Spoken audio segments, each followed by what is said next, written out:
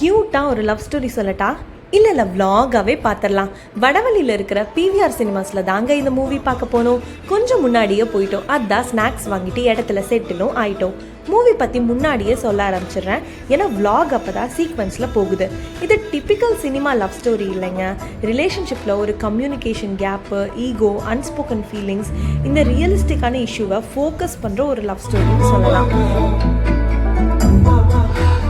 அங்கே ஒரு security room இருக்கும். போய் புர்கா கட்டி பேக்கில் வச்சுருவோம்.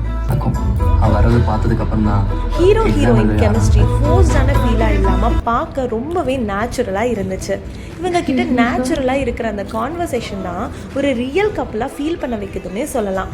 எனக்கு ரொம்ப பிடிச்ச பார்ட் அவள் வருவாள சாங் போட்டு அந்த மூவியோட சிச்சுவேஷன் கூட அழகாக லிங்க் பண்ணி கொடுத்தது தான்.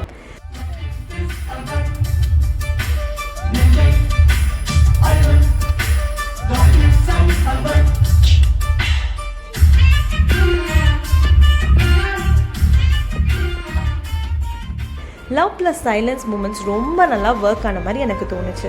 எனக்கு ஓவராலாக hero heroine chemistry, fun, comedy எல்லாமே பிடிச்சதுங்க.